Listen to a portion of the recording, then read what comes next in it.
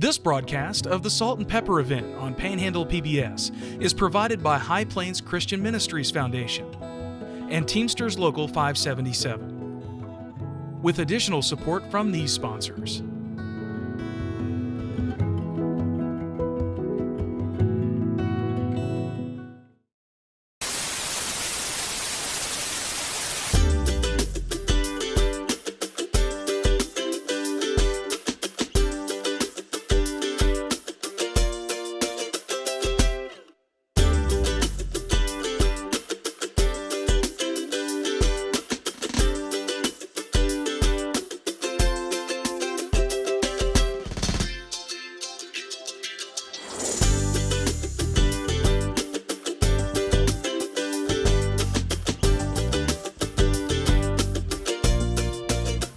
My very first Salt and Pepper Luncheon as executive director was in 2017.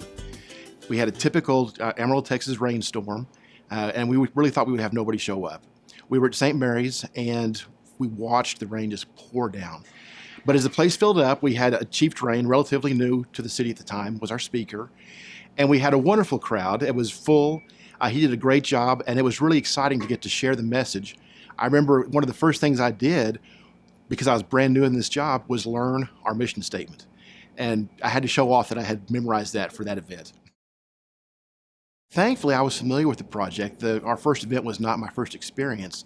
I was actually working new with another nonprofit and did a tour at the Guy and Saunders Resource Center. And that tour involved a stop at the Hunger Project there in the center. It was downstairs. It was a room that looked much more like a closet than a room. But I was still blown away at the prices, quote unquote, on the shelves. And what was shared, the prices were there not because the clients were charged, but just to allow the program to fairly meter out the food to everybody. And even saying that, the prices were so cheap, it was just amazing. At the time, we could let 2 people in the store at the shop because of the limited amount of space. And it was still, that's when I really drank from the fire hose for nonprofit work. COVID affected our program like it did everybody else's. The first week we considered shutting down because we weren't sure what was going to happen. But as we were talking amongst our directors and planning for staff what we were going to do and possible layoffs, et cetera, we realized that there were businesses all across the city having the same kind of discussions, and that there would be literally thousands of people that were going to be on the streets without food.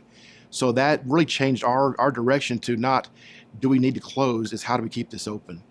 And not just keep it open, we tossed aside our normal parameters for the program and opened it up for anybody that was feeling food insecurity. You didn't have to prove anything but that you were alive, basically. We asked for an ID and a proof of address, and that was it. We realized we're going to be serving a lot more people, but we also couldn't serve that number, having people come through and shop in our normal client choice pantry. So we did make the decision to go to curbside, and this really allowed us to increase our numbers dramatically. From the 1,200 that we were serving over the course of a year in the program prior to COVID, over the past 12 months of COVID, we served over 21,000 people. And that curbside allowed us to pre-package boxes, which again, we lose the client choice aspect, but we got food into pantries and into households really across the Texas Panhandle. It's one thing to sit in a chair and talk about this program from the director's chair. There you have a very ethereal, top-down view, but it's really different when your feet on the ground. We were affected by COVID in our staff, and we actually had our staff and volunteers unable to work for 2 weeks because they were exposed to COVID. Rather than close the pantry, which we did have to close for a couple of days, just not knowing what that might look like, we also realized there were thousands of people coming through for food, and we couldn't make them wait for an indeterminate amount of time, not knowing when staff would come back. So my development director, Joyce Knight, and I hatched a plan, scared up some volunteers, and we worked that food pantry for a week. And it was the hardest work I've done in my entire life, and yet it was the most rewarding work I've ever done in my entire life as well. To be able to pack the bags and put the bags in the carts, take the carts to the people and meet them, hear their stories, and load the groceries in. We were absolutely doing God's work and helping our brothers and sisters in need. And If I talk too much more about it, I'm going to start crying because the stories, you just cannot imagine the impactfulness of how these people were hurting and how we and how we were able to be there to help them. In March of 2020, as COVID was kicking off, we were scheduled to have our salt and pepper luncheon. It was going to be an in-person event, and it was literally a day or two before, as COVID was really ramping up in the city, we made the decision to postpone. At that point, we thought we were going to postpone for a month, maybe 2 months, and we laugh now because we all know that's not the case. We did get into May and decided we had a great speaker, John Mark Ballou, and we really wanted to share his message, so we went virtual. It was our first delve into a virtual event, and given our first run, we were very pleased with the success. So again, we're looking at salt and pepper luncheon for this year, and realizing we're still not really out of pandemic, so we decided to go virtual again this year. Going forward, though, one of the things we learned about COVID is we can do things in a variety of media. So in the future, and hopefully as soon as next year, we will have an in-person event at the Civic Center, but we also want to provide this online presence, be it televised on something like Panhandle PBS or on Facebook, YouTube. So we have both media, or multiple media, to get the message out, not just to everyone in Amarillo, but everyone in the Texas Panhandle. Because our future push is to be in the Texas Panhandle, in the food pantry program in particular. And so we want to be able to share that message with everyone so they know that they can help us, but more importantly, if they need the help, that we will be there to help them. To contribute to Catholic Charities Interfaith Hunger Project, please go to our website at www.cctxp.org and click on the Salt and Pepper button. Or mail a check to CCTXP, P.O. Box 15127, Amarillo, Texas 79105. Thank you for watching our 2021 Salt and Pepper event and for all your support. I started volunteering with the Hunger Project about 5 years ago, I'll say. I was new to town and I didn't know anybody. And I'm Catholic, so this is where I donated sometimes, so I figured I would help volunteer. I bagged groceries and took groceries out to cars. A position opened up and they asked me to come on part-time. I get calls, people need help with utilities, they need help with medical, they need help with housing, clothing, everything really. I try to give out the resources that I can help with, but I always tell them to come by on Wednesdays for our food program. Everybody has a story, everybody wants to tell you their story. Sometimes we're the only people that they see, once a month or not very often. Our clients are older and lots of them come in for that interaction and we're there to give it. The homebound program is for people who are homebound, can't get out. When I started here, we had 74 people on the homebound program. We currently have 157 people. So it has definitely grown. Lots of our homebound drivers have been here for years and years and years, and they are just incredible. They help out with, they make this relationship. There's a relationship that is formed. They love them. They come in saying, it was such an amazing feeling to give these people this food. They're so gracious. They visited. And then we have volunteers that'll go out and take them to doctor's appointments, or get them a heater if they need, little things, this, that, and the other. And it's just a friendship that's formed, a bond.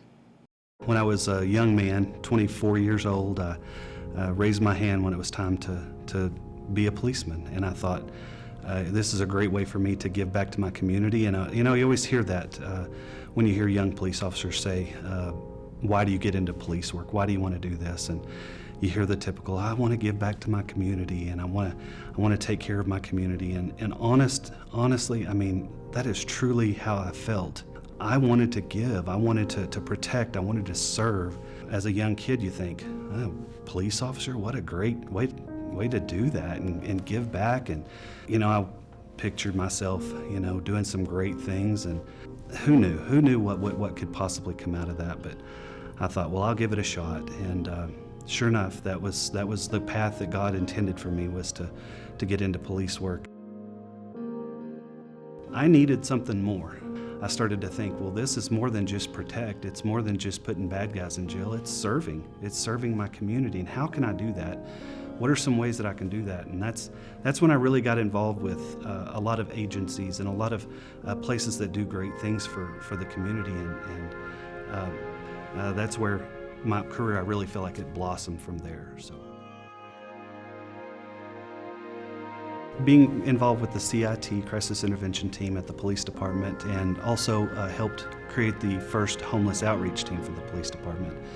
Became very involved with the continuum of care with the City of Amarillo, and made a lot of great friends and met all the various agencies that help with the homeless. I got involved with the Guy on Saunders Resource Center, with the Salvation Army, Another Chance House, some great organizations, and obviously the Catholic Charities group. Just fell in love with the employees that work there. And being involved in the continuum of care, once a job came open at the City of Amarillo for the Community Development Department, I was approached and said that we believe you'd be a good fit for this position. I'm like, are you kidding? I'm a policeman. I've been a policeman all my career. That's all I know.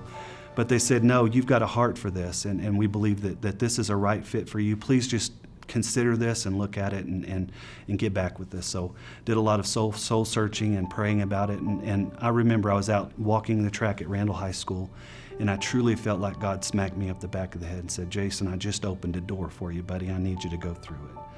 So immediately, I truly felt that it was that audible to me, and I knew right away, this is meant for me. Whatever this journey looks like, God, this is what you intended for me, and I'm going to go through it. You know, I talked a little bit before about people calling our phones all the time. These are folks that are maybe on the verge of homelessness, that one more emergency, one more thing, dad loses his job, they are homeless. They're right there on the cusp, and that's poverty.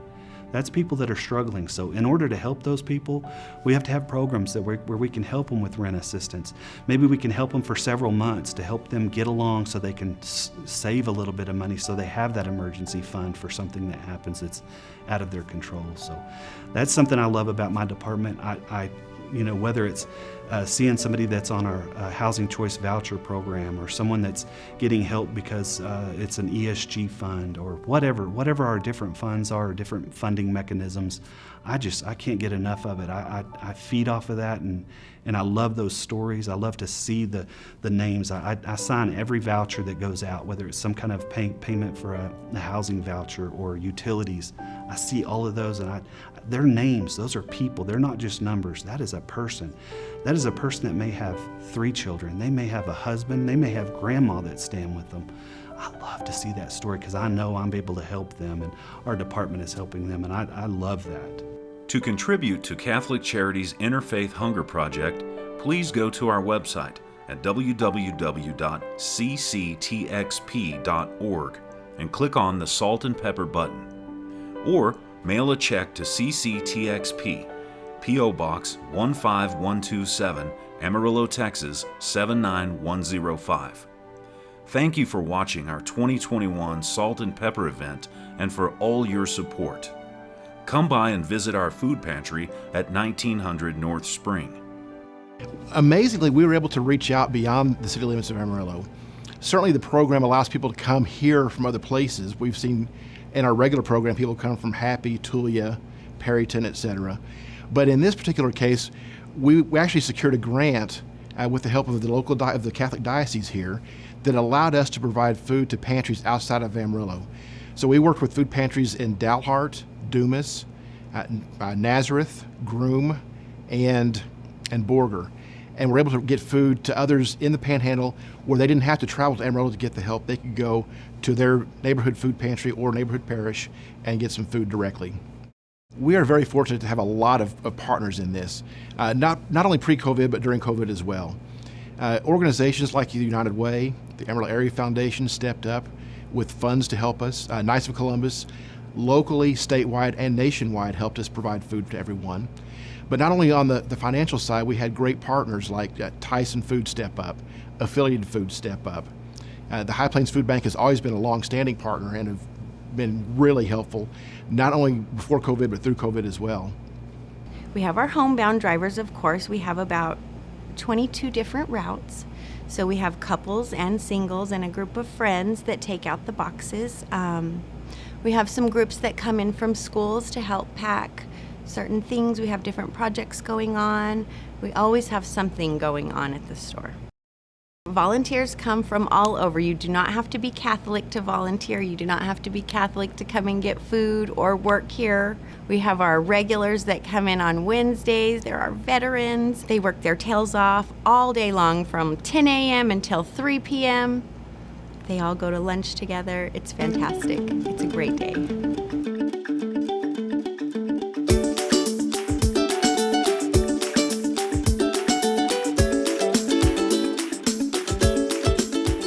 Typically, there's like beans, pasta, there's always canned vegetables. We've got pasta sauce, of course.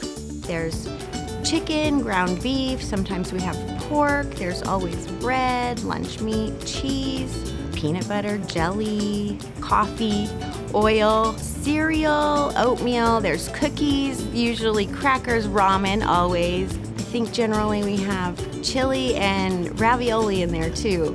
Wow, they're definitely our favorites. Canned meats of any sort. Spam, definitely Spam was like gold around here.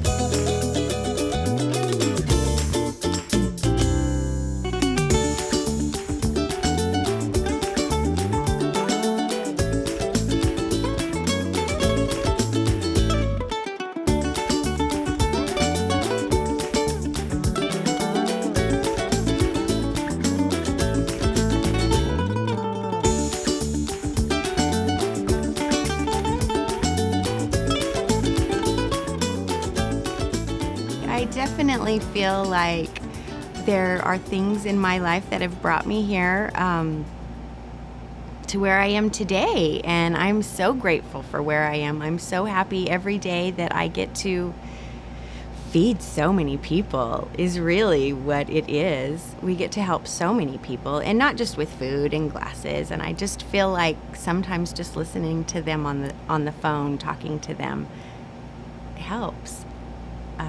I just love what I do.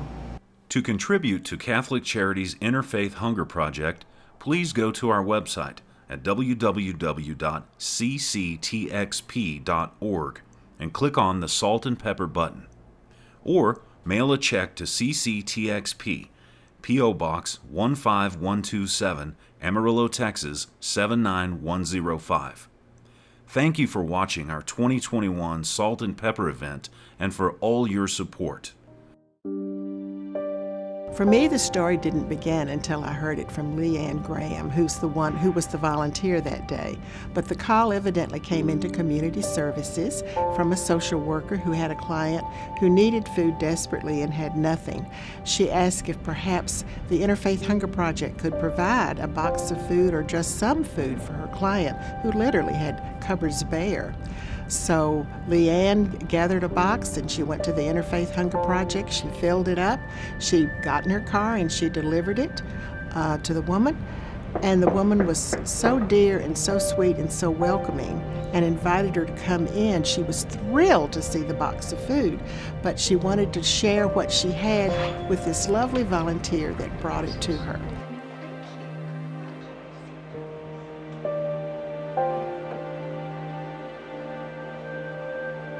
So they sat down to soup, and she got Leanne a cup to put it in, and it was water with salt and pepper, because that is all the woman had for seasoning.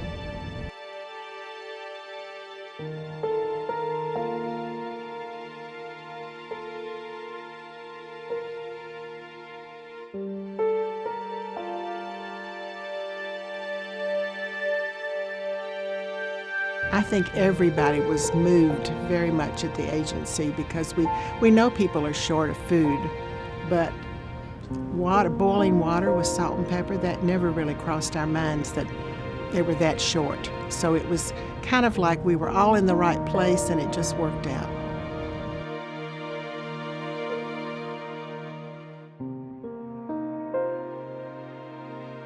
Well, of course, it makes me very happy, but I have to thank all the people that made that happen, to keep it going year after year, and it obviously touches the heart of the donors because their gifts are what keep it going too.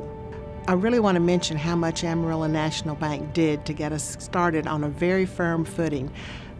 All we had to do was send out the invitation. They took care of the food. We had this beautiful location.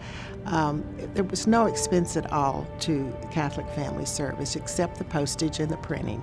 And I think people had a good time and they loved coming. They loved the congeniality and they loved the excitement of getting to come to the executive dining room at the Amarillo National Bank. So it was a good partnership and I really appreciate all that they did.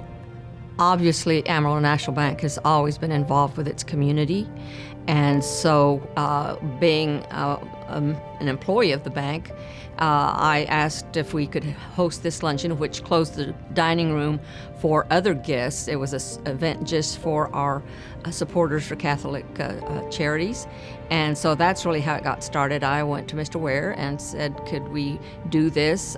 They need to raise money, and this is all for charity. And he says, you just go ahead and do it. Just pick a date and go ahead and do it. So that's how it started, because the bank has always supported our community, especially those who serve the low to moderate income communities.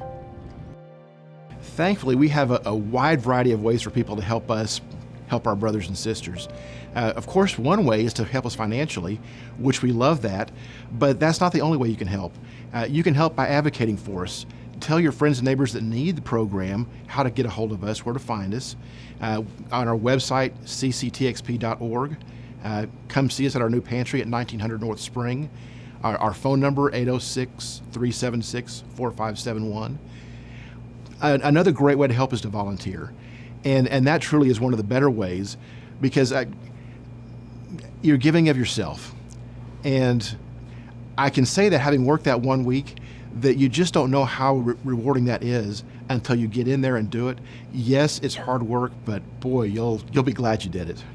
One of the great things about the Homebound program is that a team of volunteers like myself and my church group, we actually go to Catholic Charities and we'll load up boxes of canned goods, dry goods, various things that have been loaded by other volunteers before we got there.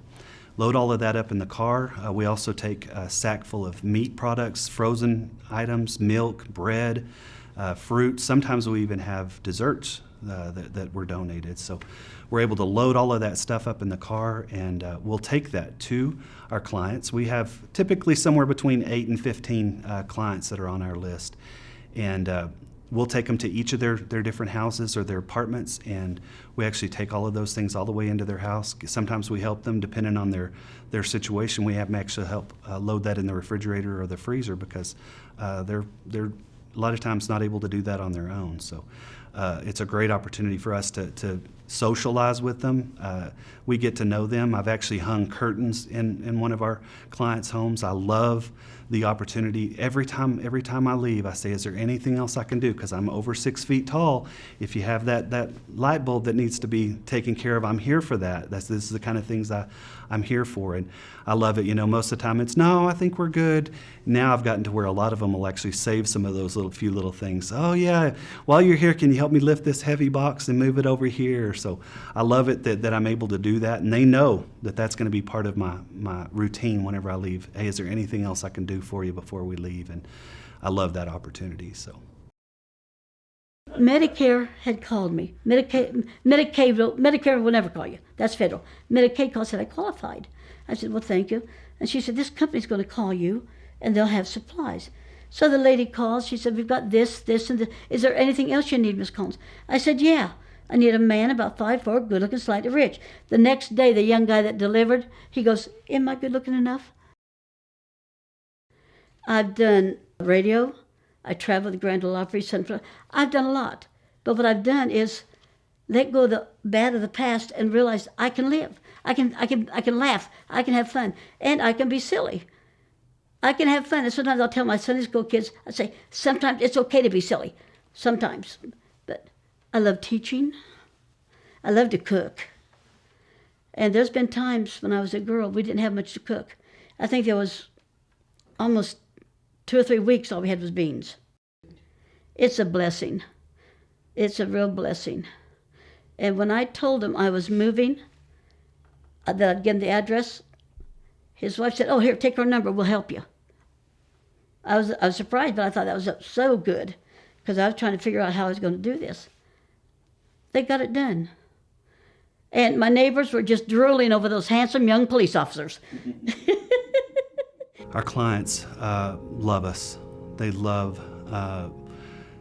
just seeing our faces and knowing that we're going to be there every single month. They're going to be able to see us, and they know somebody cares about me. And it's not even about the food, it's about the relationship. The food is of course needed, but it's knowing that somebody that cares enough about them that's going to come and deliver that's a volunteer that takes the time out of their day to come love on them, pray with them, just be with them. And it's a special relationship, and I'm telling you, it's just as much beneficial to me, and I enjoy it probably more than they do. That's how much it means to us and to my church group and my wife and myself. It makes me feel that there is some great in the world, especially in this time right now. With all the negative, there is a light. People have definitely come together in this time, and they want to help, and it is a good feeling. There is good in the world. If you ever get a chance to come and just stop and observe what's going on and see the love that they're pouring out from our volunteers, and they truly care about the people as they drive up there and they see their faces, it's kind words, it's chit chat, and it's just, again, something for someone that loves this kind of stuff. It's just awesome to see. And I know for the people that are receiving it, it's got to be a godsend for them to be hungry and to need to take care of your kids. And this is a great opportunity for a wonderful organization like Catholic Charities to meet that need, and I just love it. Whenever I talk about our volunteers, our Catholic Charities, I'm a part of that organization. I am a volunteer. Everyone that volunteers, everybody that comes up there, that is our organization, our Catholic Charities, because we as a team are doing what needs to be done to take care of our community, and we have to do that. And like I said before, 1 or 2 people can't do this. You got to have a team. Every time I go up there, I can't wait to see my team. I see Maribel, I see Vic. I've run into you, I've run into Jeff. I love it. I can't wait to see them, and they're always going to be kind. They're always so supportive, and again, I can't get enough of it. To contribute to Catholic Charities Interfaith Hunger Project, please go to our website at www.cctxp.org and click on the Salt and Pepper button. Or mail a check to CCTXP, P.O. Box 15127, Amarillo, Texas 79105. Thanks to our partners for all your contributions to the Interfaith Hunger Project, our hardworking volunteers, the staff at the pantry, and to you for watching.